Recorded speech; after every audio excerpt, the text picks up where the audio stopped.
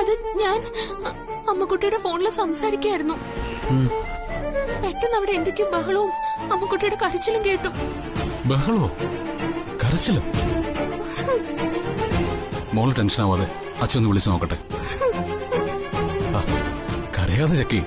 ഞാൻ വിളിച്ചു നോക്കിയതാ അച്ഛൻ, ഫോൺ സ്വിച്ച് ഓഫാ. സ്വിച്ച് ഓഫോ? മോളെ ഫോൺ താഴെ വീണതോ മറ്റോ ആവും. നീ സങ്കടപ്പെടാതെ ചക്കി.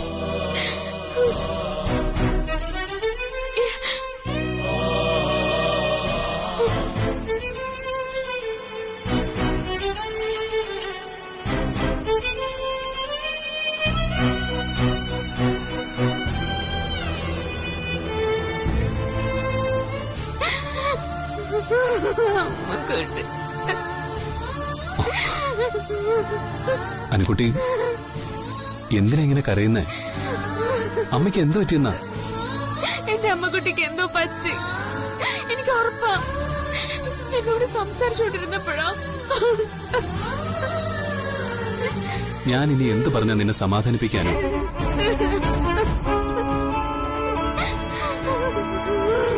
അനുക്കുട്ടി,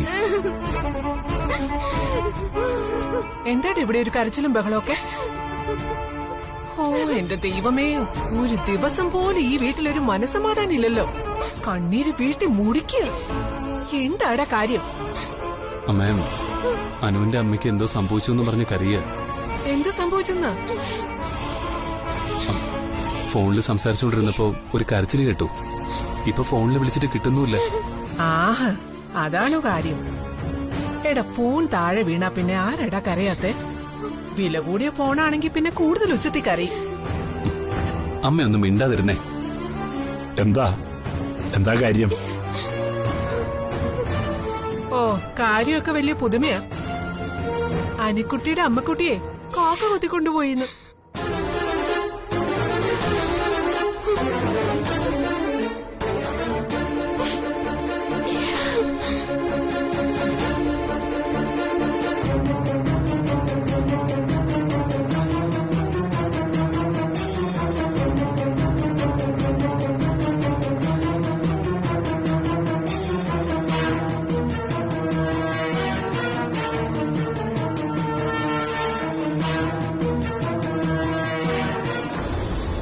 ബിബി, ഇതത്ര നിസ്സാരമായി കാണണ്ട. അനുവിന്റെ അച്ഛന്റെ നമ്പർ ഒന്ന് ഡയൽ ചെയ്തതാ. ഞാനൊന്ന് വിളിക്കട്ടെ. നന്ദൻ എന്തെങ്കിലും പറയാൻ കഴിയും. ഞാൻ പറഞ്ഞപ്പോഴാ അച്ഛാ.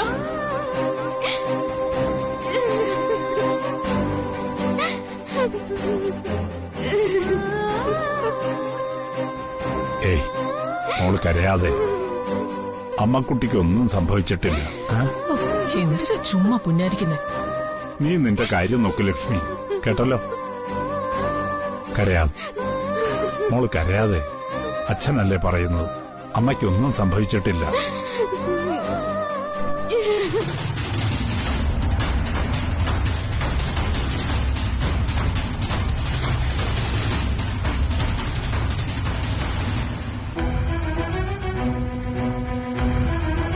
ദൈവമേ, സംഗീതത്തെ എവിടെ പോയതാവും? എന്റെ ചക്കിയോട് ഞാൻ എന്ത് പറയും? സാറ് വിഷമിക്കാതെ. നമ്മള് ഭയക്കും പോലെ ഒന്നും കാണില്ല. എന്തായാലും പോലീസിൽ വിവരം പറഞ്ഞല്ലോ. അതുകൊണ്ട് എന്താ ആന്റണി കാര്യം? എന്റെ സംഗീതയ്ക്ക് എന്തോ സംഭവിച്ചിട്ടുണ്ട്. അല്ലെങ്കിൽ എവിടെയായിരുന്നാലും എന്റെ അടുത്തേക്ക് പറന്നു വന്നേനെ അവള്.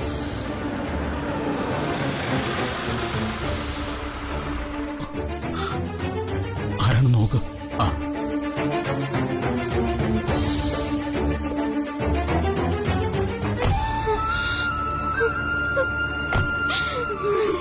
വരൂ.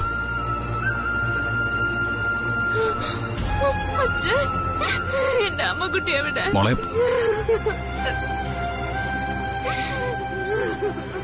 ഞാനാവുന്നത്ര പറഞ്ഞു, ഒരു പ്രശ്നമില്ലെന്ന്. വെറുതെ ചിന്തിച്ച് പേടിക്കണ്ടെന്ന് സമ്മതിക്കണ്ടേ? അത് പിന്നെ അങ്കിളെ ഒരു പുതിയ ബിസിനസ്സാണ്. പറയ്, എന്താന്ന് വെച്ചാ കേൾക്കട്ടെ. അങ്കിളിനോട് ബിസിനസിനെ കുറിച്ച് പറയുന്നത് രാജസ്ഥാൻ മരുഭൂമിയിലോട്ട് മണൽ കയറ്റി അയക്കുന്ന പോലത്തെ പരിപാടിയാണെന്ന് എനിക്കറിയാം. ഏയ്, ഞാൻ അത്ര വലിയ ബിസിനസ്സുകാരനൊന്നും അല്ല. അത് അങ്കിളിന്റെ എളിമ. എന്തായാലും ഞാൻ വന്ന കാര്യം പറയാം.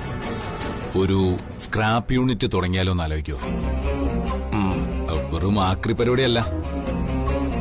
ഹെലികോപ്റ്റർ മുതൽ പടുകൂറ്റൻ കപ്പൽ വരെ വിലക്കെടുത്ത് പൊളിക്കുന്ന സ്ക്രാപ്പ് യാർഡ്. പണ്ടേ പൊളിച്ചെടുക്കുന്നതാണ് എനിക്ക് ശീലം. അതെ, ലാഭം കിട്ടും. ലാഭമേ കിട്ടൂ, 100% ഉറപ്പ്. അത് കലക്കേ. അതിനിപ്പോ ഞാനെന്ത് വേണം അത് പറ. അങ്കിളിന്റെ അനുഗ്രഹം ഉണ്ടാവണം. അത് പിന്നെ പ്രത്യേകിച്ച് ചോദിക്കണം, അതുകൊണ്ടല്ലോ എപ്പോഴും. പിന്നെ പറയേ. ചോദിക്കുന്നതിനൊരു ബുദ്ധിമുട്ട്. ദിവ്യ അറിഞ്ഞാൽ ചിലപ്പോ വഴക്ക് പറയും. മോൻ കാര്യം പറയും. ഒരു 15 ലക്ഷം രൂപ ഒന്ന് കടമായിട്ട് കിട്ടിയാൽ.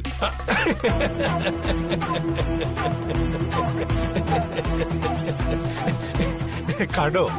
നമുക്കിടയിലോ? എടാ, അവനവൻ അവകാശപ്പെട്ട കാശ് ആരെങ്കിലും കടം വാങ്ങും? ആട്ടെ, 15 മതിയോ? ഞാൻ നാളെ തരാം. അയ്യോ, താങ്ക്സ് അങ്കിൾ, താങ്ക്സ്. എന്നോടെന്തിനാ പ്രതാപ് മോനെ ഈ താങ്ക്സ് പറയുന്നത്? നിനക്ക് അവകാശപ്പെട്ട കാശിന്റെ കാവൽക്കാരനല്ലേ ഞാൻ. ദേ, നാളെ എവിടെ കാശ് എത്തിക്കണം അത് പറഞ്ഞാ മതി. ഞാൻ വന്ന് വാങ്ങിച്ചോളാം അങ്കിളെ. ചായ കുടിക്ക്. ദിവ്യ ഹോസ്പിറ്റലിൽ കൊണ്ടുപോയോ? ലോകം മുഴുവൻ കോവിഡാ. ഇനി അതുവല്ല ആണോ എന്തോ? ഓ പിന്നെ, ഡേവിഡ്, എടി നിന്റെ മോളെ പിടിക്കാൻ ഏത് കോവിഡിനാ ധൈര്യമുള്ളത്? എന്നാ പിന്നെ ഞാൻ ഇറങ്ങട്ടെ. ഊണ് കഴിച്ചിട്ട് പോവാം. ഊണ് കഴിക്കാൻ ദിവ്യം കൂട്ടി അടുത്ത ദിവസം വരാം ആന്റി. പോട്ടെ അങ്കിളെ, 1-2 ഫ്രണ്ട്സ് വെയിറ്റ് ചെയ്യുന്നുണ്ട്. എന്നാ പിന്നെ നടക്കട്ടെ. നാളത്തെ കാര്യം ഓക്കെയാണ് കേട്ടോ. ശരി ശരി ശരി ആന്റി.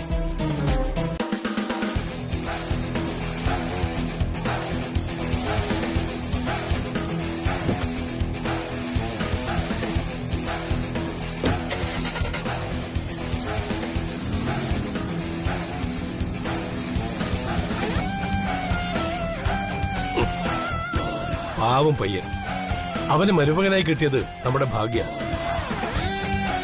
എന്തായിരുന്നു നാളത്തെ കാര്യം പറഞ്ഞേ? ഓ അതോ, അതൊരു ചെറിയ കാര്യം. ഞാനറിയാൻ പറ്റാത്ത വല്ല കാര്യമാണോ? നീ എന്താണ് ഭാര്യ ഇങ്ങനെയൊക്കെ പറയുന്നത്? എടേ, മരുമകൻ എന്താണ്ട് ഒരു ഞെരുക്കം, കുറച്ച് കാശിന്റെ. അങ്കിൾ എന്ന് ഹെൽപ്പ് ചെയ്യാമെന്ന് ചോദിച്ചു, ഞാൻ ഓക്കെ പറഞ്ഞു. പ്രതാപന് ഫിനാൻഷ്യൽ ടൈറ്റോ? എന്നിട്ട് ദിവ്യ ഒന്നും പറഞ്ഞില്ലല്ലോ. ഓ, അതങ്ങനെ ഒരു പട്ടി. എടീ, ആരും എനിക്ക് ടൈറ്റ് ആണെന്ന ലേബല് നെറ്റിയിൽ ഒട്ടിച്ച് നടക്കാറില്ല. ഇന്നലെ രാത്രിയിലും അവള് വിളിച്ചത് അവളൊന്നും പറഞ്ഞിട്ടില്ല. അതാ ഞാൻ പറഞ്ഞത്. മോളോട് പ്രതാപം പറഞ്ഞു കാണത്തില്ല. എത്ര രൂപയാ ചോദിച്ചത്? ഒരേ 15 രൂപ. 15,000? ഓ, 15,000 അല്ല, ഒരേ 15 ലക്ഷം. ഇത്രയും വലിയ തുകയോ? എന്തോ ബിസിനസ് കൊടുക്കാനാ. എന്നാലും എടുത്തിയാടി കൊടുക്കണ്ടെന്നോട്ടെ എന്റെ ഒരു അഭിപ്രായം. എന്താ, നമ്മുടെ മോളുടെ ഭർത്താവില്ലേ അവൻ? അതൊക്കെ അതെ. എന്നാലും പ്രതാപനിൽ എന്തോ ഒരു കള്ളത്തരമുള്ള പോലെ. സംശയരോഗം എന്നതിന്റെ കൂടപ്പുറപ്പാണല്ലോ. എടേ, അവൻ എന്തെങ്കിലും ഗുണമുണ്ടായ അതിന്റെ മെച്ചം നമ്മുടെ മോൾക്ക് കൂടിയല്ലേ? എന്നാലും ദിവ്യയോട് ഞാനൊന്ന് സംസാരിക്കട്ടെ. അതൊക്കെ നിന്റെ കാര്യം. ഞാൻ എന്തായാലും കാശ് കൊടുക്കാമെന്ന് വാക്ക് പറഞ്ഞു, കൊടുക്കുകയും ചെയ്യും.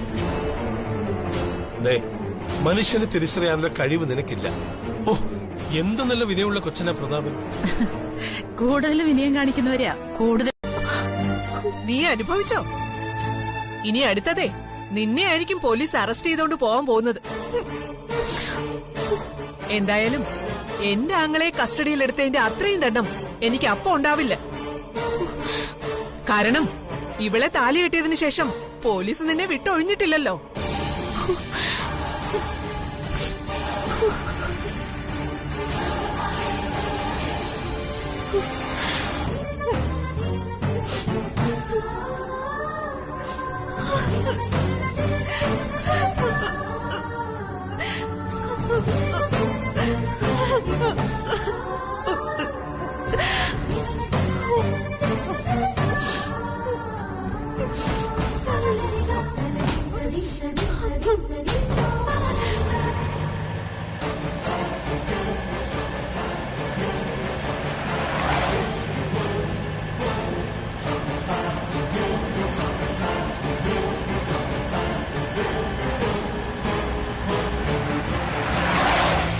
ഇല്ല, ഇതുവരെ സേഫാണ്.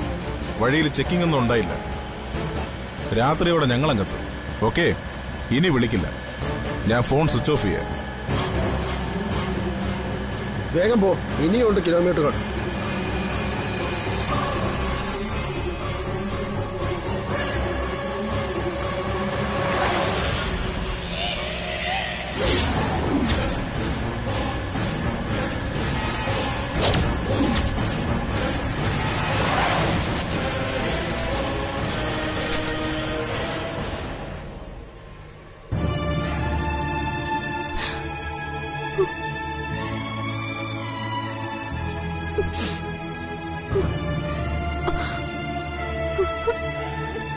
വിപിൻ ചേട്ടാ, ഞാൻ പറഞ്ഞതല്ലായിരുന്നു ഞാൻ ഇങ്ങോട്ട് വരുന്നില്ല എന്ന്. വിപിൻ ചേട്ടനല്ല എന്നെ നിർബന്ധിച്ച് കൊണ്ടുവന്നത്. എന്നിട്ടിപ്പോ എന്തായി? എന്റെ അമ്മയാ കാണാതായത്. എന്റെ അമ്മയെ കാണാതായതിൽ എനിക്ക് സംശയമുള്ളവരുടെ പേര് ഞാൻ പോലീസിനോട് പറഞ്ഞതാ. വിപിൻ ചേട്ടൻ നിൽക്കുമ്പോഴല്ല ഞാൻ പറഞ്ഞത്. അതിലെന്താ തെറ്റ്?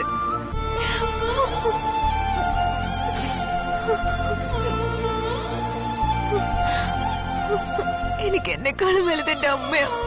അതുകൊണ്ട് എനിക്ക് പറയാനുള്ളത് ഞാൻ പറയും. അമ്മയ്ക്ക് അമ്മയുടെ ആങ്ങളെന്ന് പറഞ്ഞ അത്രയ്ക്ക് ജീവന.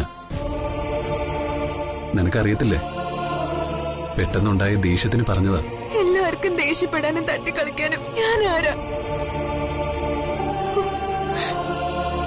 കരയാൻ പറ്റില്ല, ഉച്ചത്തിൽ ചിരിക്കാൻ പറ്റില്ല, ശ്വാസം വിടാൻ പറ്റില്ല. ഇങ്ങനെ വീർപ്പ് മുട്ടി എത്ര കാലം ഒരു കൂട്ടിലെന്ന പോലെ എനിക്ക് ജീവിക്കാൻ പറ്റും? വിപിൻ ചേട്ടൻ എന്നെ ശങ്കരമംഗലത്ത് കൊണ്ടുപോകും. ഇല്ലെങ്കിൽ ഞാൻ ശ്വാസം പൊട്ടി ചത്തുപോകും. ഞാനിവിടെ നിന്ന അമ്മ ഓരോരോ കാരണങ്ങൾ പറഞ്ഞ് വഴക്കുണ്ടാക്കിക്കൊണ്ടേയിരിക്കും. വിപിൻ ചേട്ടന്റെ സ്വസ്ഥത കൂടി പോവും. എന്നോട് ഇത്രയെങ്കിലും ഇഷ്ടമുണ്ടെങ്കിൽ വിപിൻ ചേട്ടൻ കൂടി എന്നോടൊപ്പം വാ ശങ്കരമംഗലത്തേക്ക്. അങ്ങനെ ഒരു വാക്ക് തന്നല്ലേ എന്നെ ഇപ്പൊ അവിടെ നിന്ന് കൂട്ടിക്കൊണ്ടു വന്നത്. എന്റെ അച്ഛൻ അവിടെ ഒറ്റയ്ക്ക. എനിക്ക് അവിടെ നിന്നേ പറ്റും. എന്റെ അമ്മ തിരിച്ചു വന്ന് അമ്മയുടെ മുഖം ഒന്ന് കണ്ടിട്ട് ഞാൻ വരുള്ളൂ.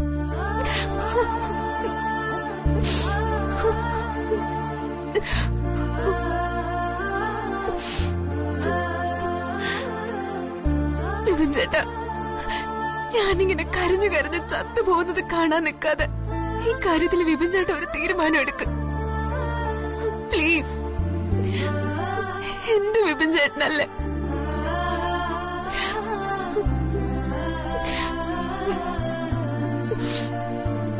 പോവാം, നമുക്ക് ശങ്കരമംഗലത്തേക്ക് പോവാം. താൻ കരയണ്ട.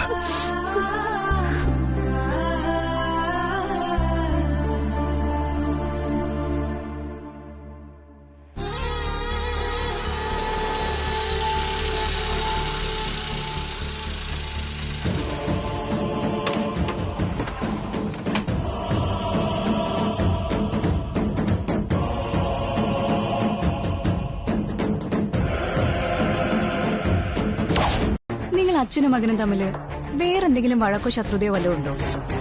പ്രവീണേട്ടനോട് മാത്രമായിട്ട് ഇങ്ങനെ ഒരു ഇഷ്ടക്കൂടുതൽ തോന്നാൻ? എനിക്കറിയത്തില്ല. നീ ആ വിഷയം വിട്ടെ. പുറകോട്ട് പോയാൽ പൊള്ളുന്ന ഒരുപാട് കാര്യങ്ങളിലൂടെ എനിക്ക് തിരിച്ചടക്കേണ്ടി വരും. അതുകൊണ്ട് നമുക്ക് ഈ സംസാരം നിർത്താം. എന്നിട്ട് കിടന്ന് ഉറങ്ങാൻ നോക്ക്.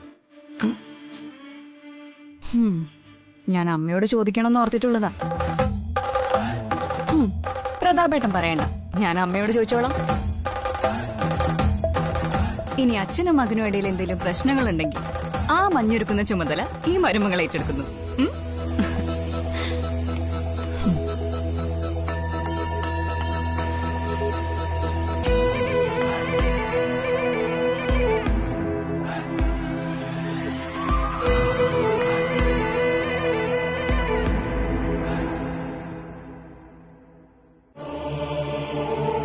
ആ അന്വേഷിക്കുന്നുണ്ടച്ച. പോലീസിന് ഒരുപാട് കേസുകളിലൊന്ന് അങ്ങനെയല്ലേ വരൂ. ഇവിടെ അച്ഛനും അനുവൊക്കെ ആകെ തകർന്ന അവസ്ഥയില്. വേണ്ട, ഇനി രാത്രി അവിടുന്ന് ധൃതി പിടിച്ച് അച്ഛൻ ഇങ്ങോട്ട് വരുമൊന്നും വേണ്ട. എന്തേലും അത്യാവശ്യം ഉണ്ടെങ്കിൽ ഞാൻ ശശാങ്കനാളിനെ വിളിച്ചോളാം. ശരി ശരി അച്ഛാ.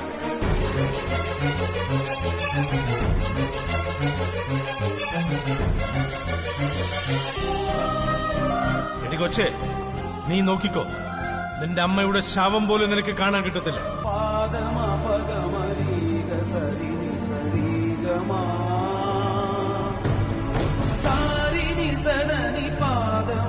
അനുക്കുട്ടി, എന്തൊരിപ്പായത്. ഇന്നത്തെ ദിവസം പച്ചവെള്ളെങ്കിലും കുടിച്ചിട്ടുണ്ടോ? സന്ധ്യയ്ക്ക് മുമ്പ് എന്റെ അമ്മക്കുട്ടി വരുമെന്ന് പറഞ്ഞതല്ലേ, എന്നിട്ടെവിടെ പറയൂ, എവിടെ എന്റെ അമ്മക്കുട്ടി? എന്റെ അമ്മക്കുട്ടി വരാതെ, എന്റെ അമ്മക്കുട്ടിയെ കാണാതെ ഒരു തുള്ളി വെള്ളം പോലും ഞാൻ കുടിക്കത്തില്ല. തീരെ ചെറിയ കുട്ടികളെ പോലെ ഇങ്ങനെ വാശി പിടിക്കല്ലേ അനു. വാ, വന്ന് എന്തെങ്കിലും കഴിക്ക്. നമ്മുടെ മോനെ ഓർത്തെങ്കിലും. അവന് വിശക്കില്ലേ? അവന്റെ അമ്മക്കുട്ടിയോട് അവന് ദേഷ്യം തോന്നില്ലേ? അതൊന്നും ഓർക്കാഞ്ഞിട്ടല്ല വിപിച്ചേട്ടാ, എനിക്ക് വയ്യ. തൊണ്ടക്കുഴിയിൽ എന്തോ തടഞ്ഞിരിക്കുന്നത് പോലെ. എന്റെ അമ്മക്കുട്ടി ഓർക്കുമ്പോ കരച്ചില.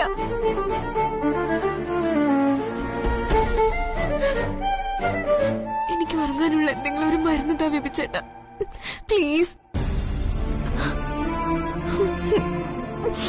നീ എന്തൊക്കെയാ അനുക്കുട്ടി പറയുന്നേ? വിപിൻ ചേട്ടൻ ഇങ്ങനെ അടുത്തിരിക്കാം. എന്റെ ചക്കിക്കുട്ടി ഉറങ്ങിക്കോ.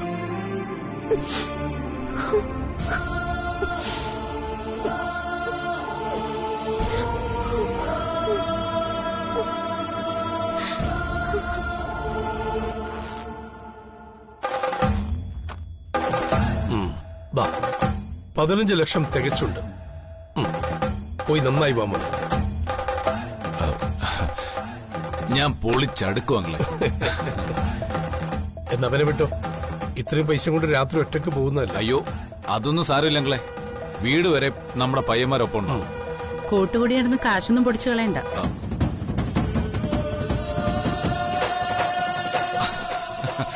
എന്റെ അമ്മയ്ക്ക് ഇതേ സ്വഭാവം. എന്തിലും നെഗറ്റീവേ കാണൂ.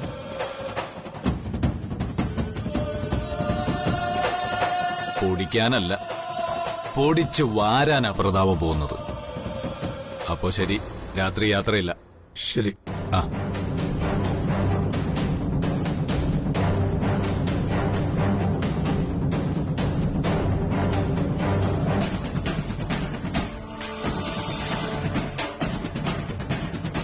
നീ എന്തിനാ അങ്ങനെ ഒരു വർത്താനം അവനോട് പറഞ്ഞത്? എന്ത്? അല്ല, കാശിയെ പൊളിച്ച് കളയരുതെന്ന്. ഓ, അതോ? അതിനെന്താ? എടി, ആമ്പിള്ളേരല്ലേ, അവർക്ക് നോവും. എന്ത് നോവാൻ? നമ്മുടെ ഒരു കണ്ണു പുറകെ ഉണ്ടെന്ന് തോന്നുന്നത് നല്ലതാ. സെനറ്റ്, ഒരു കാര്യം ഞാൻ കൃത്യമായിട്ട് പറയാം. പ്രതാപന്റെ മേലൊരു കണ്ണു വെച്ചു.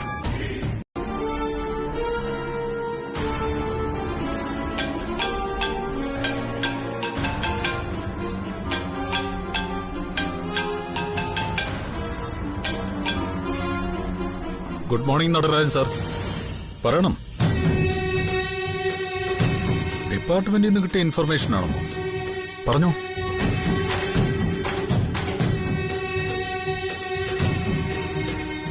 ഓ, അവൾ ഇങ്ങോട്ട് വരുന്നുണ്ടെന്നോ?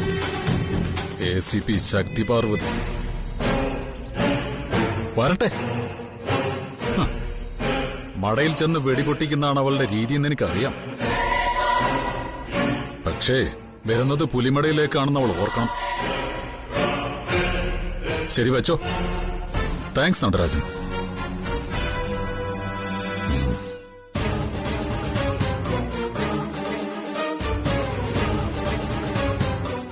വരുന്നുണ്ട് ശക്തി പാർവതി IPS. സംഗീത മിസ്സിംഗ് കേസിലെ സംശയങ്ങൾ തീർക്കാൻ.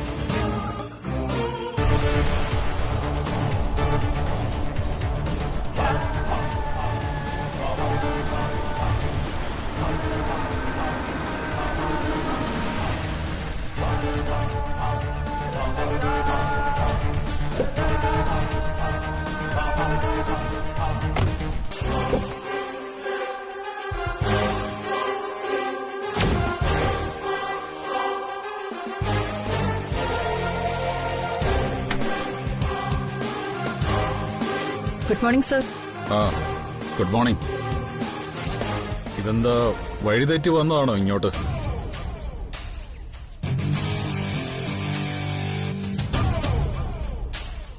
വാ, അകത്തേക്കിരിക്കാം.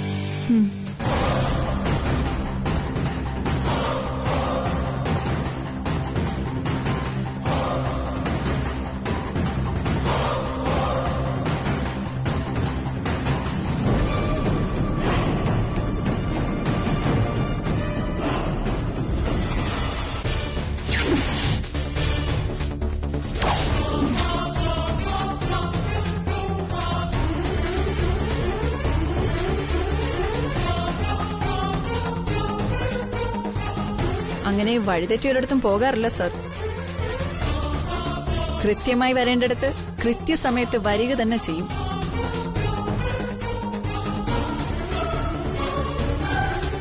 നാല് തവണ SI സോമൻ സെൻട്രൽ സ്റ്റേഷനിലേക്ക് താങ്കളെ വിളിച്ചിരുന്നു. പക്ഷേ സമയമില്ലാത്തോണ്ടായിരിക്കും വന്നില്ല. സമയമില്ലാത്തോണ്ടല്ല, സൗകര്യമില്ലാത്തോണ്ട് തന്നെയാ. എന്താ കാര്യം? നിങ്ങൾ വിളിപ്പിക്കുമ്പോൾ നിങ്ങളുടെ ലൊട്ടിലുടുക്ക് സ്റ്റേഷനിൽ വന്നിരുന്ന് ചായയും കുടിച്ച് കഥ പറഞ്ഞിരിക്കേണ്ട കാര്യം ജസ്റ്റിസ് കൈലാസം പരമേശ്വരനില്ല. സാറിനോട് കുശലം പറയാനോ സാറ് പറയുന്ന ഫലിതം കേൾക്കാനോ അല്ല വരാൻ പറഞ്ഞത്. സംഗീത മിസ്സിംഗ് കേസുമായി ബന്ധപ്പെട്ട് താങ്കളോട് ചില കാര്യങ്ങൾ ചോദിച്ചറിയാനുണ്ടായിരുന്നു.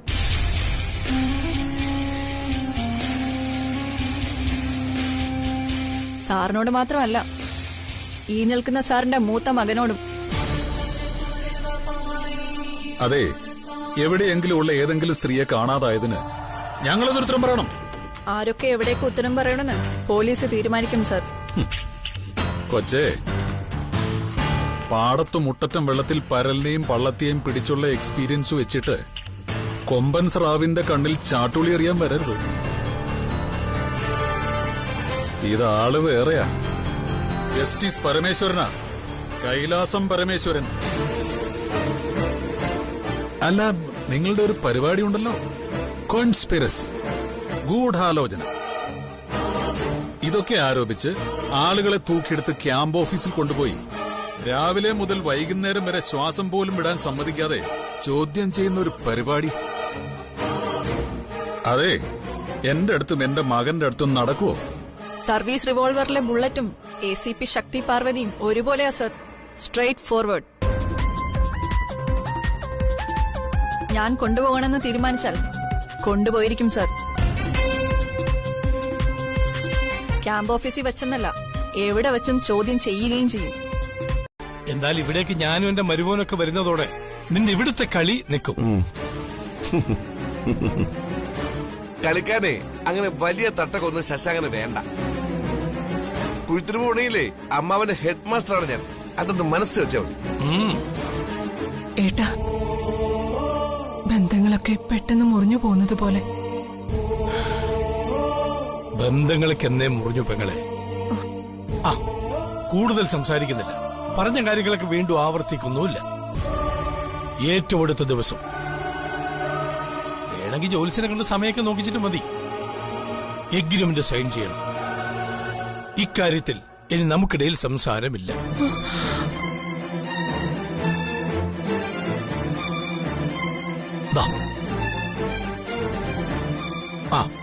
ഇതിന്റെ സങ്കടം പറയാൻ എന്റെ ഭാര്യയെ അതായത് നിന്റെ നാത്തൂനെ വിളിച്ച് ബുദ്ധിമുട്ടിക്കുകയും വേണ്ട. മനസ്സിലായല്ലോ? കാരണം ഇത് എത്രയും പെട്ടെന്ന് നടക്കണം എന്നുള്ളത് അവളുടെ കൂടി ആഗ്രഹമാണ്.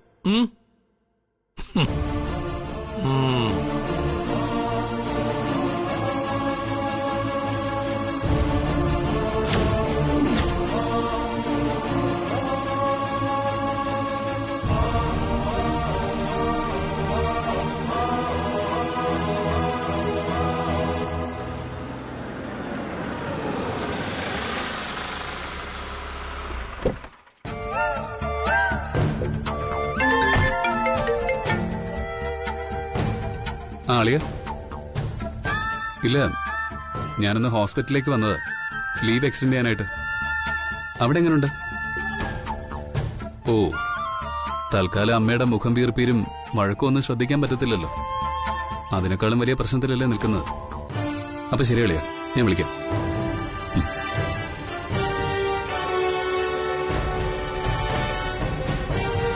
Good morning doctor. Doctor Vipin.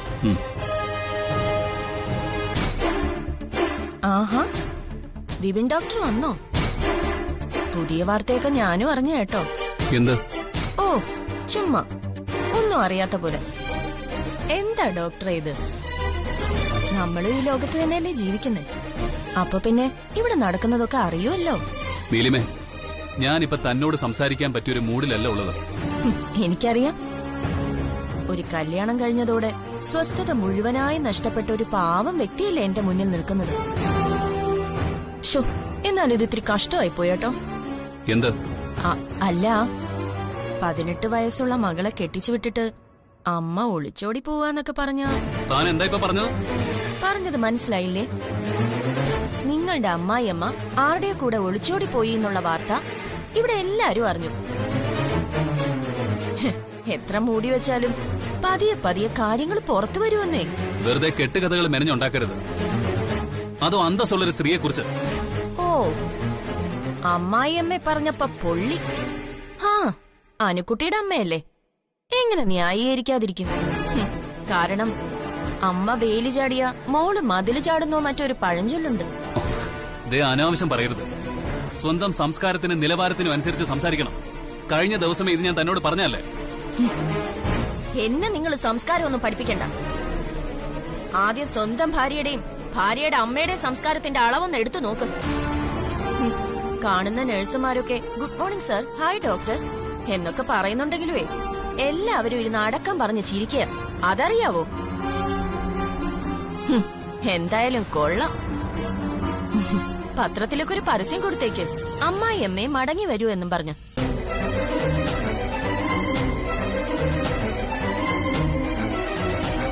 നിങ്ങളിത് അനുഭവിക്കണം. ദുരന്തങ്ങളുടെയും അപമാനങ്ങളുടെയും പെരുമഴ തുള്ളികൾ ഓരോന്നായിട്ട് നിങ്ങളുടെ നെറുകയിൽ വീഴാൻ പോകുന്നതേ ഉള്ളൂ.